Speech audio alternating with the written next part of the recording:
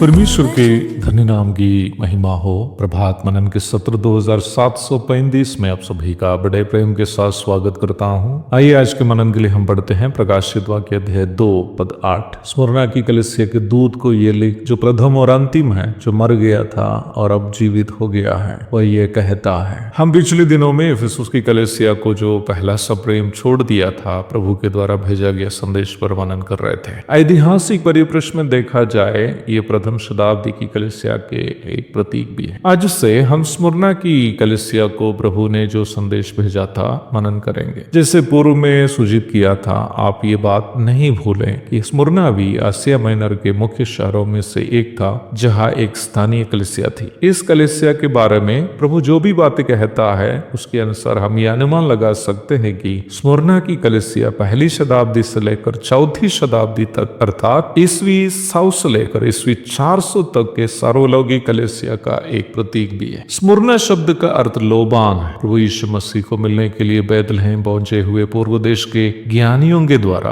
बालक यीशु मसीह के पद चरणों पर अर्पण किए गए 3 कीमती वस्तुओं में से एक लोबान थी। मत्ती 2:11। लोबान का स्वाद कड़वा है और ये विशेषकर सुगंध मिलने के लिए जलाए जाते हैं। पौराणिक समय में मृत शरीर के बगल में सुगंधित महक मिलने के लिए लोबान जलाते थे। स्मुरना की कलीसिया के बारे में आगे के पदों से हमें यह अवश्य जानकारी मिलती है कि इसका स्वभाव लोबान के समान स्वयं जलती हुई भी प्रभु के लिए सुगंध फैलाई हुई एक कलीसिया थी। स्मुरना, जिसका आधुनिक नाम इज़मीर है, जो वर्तमान कालीन तुर्की में है, आसिया माइनर के एक सुंदर शहर था और ये विज्ञान और चिकित्सा के क्षेत्र में एक नामी शहर भी था। इसलिए ही इस शहर को द क्राउन ऑफ रोम अथवा रोम का मुकुट कहा जाते थे। ये शहर युद्ध के समय में रोम के लिए काफी महत्वपूर्ण भी था। रोम के साथ अपना गहरा संबंध के कारण स्मुरना में रोम के राजा को पूजने की प्रथा भी प्रचलित। वहां की कलीसिया के लिए निम्न प्रथा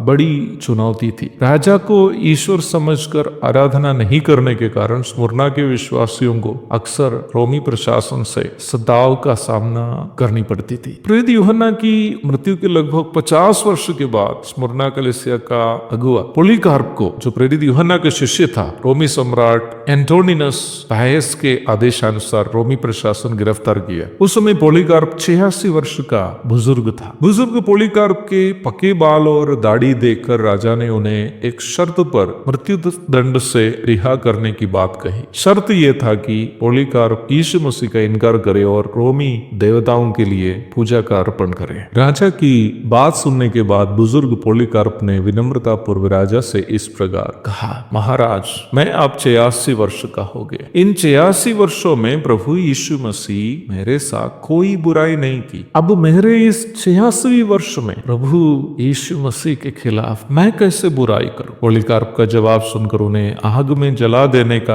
आदेश दिया गया। परंतु जब आग ने उनको कोई हानि नहीं पहुंचाई तो एक सैनिक ने अपना भाला से उन पर हमला की और इस प्रकार पॉलीकार्प, जो यीशु मसीह का महान दास तथा प्रेरित यूहन्ना का शिष्य था, महिमा में प्रवेश किया। मरने के पूर्व पॉलीकार्प ने इस प्रकार प्रार्थना की, पिता, इस अवसर के योग्य मुझे समझने के लिए धन्यवाद, ताकि मैं शहीदों के संग मसीह के प्याले से पी सकूं। स्मुरना में रहने वाले यहूदी भी मसीह विश्वास के कट्टर विरोधी थे और उनके कारण भी वहां की कलिसिया सताव से गुजरती थी। इसलिए स्मुरना की कलिसिया को बाइबल पंडित लोग द पर्सिक्यूटेड चर्च अथवा पीड़ित कलिसिया कहते हैं। प्रभु को उनसे कहना यह था कि वही प्रथम और अंतिम है और वह मर गया था और अब जीवित हो गया है, अर्थात यीशु मसीह में सनातन जीवन अवश्य उपलब्ध है। मृत्यु उनको कभी अपने कब्जे में रख नहीं सकती। एक और शुभ दिन की धन्य कामनाओं के साथ आज का मनन मैं यहाँ समाप्त करता हूँ। प्रभु आप सबको आशीष दे।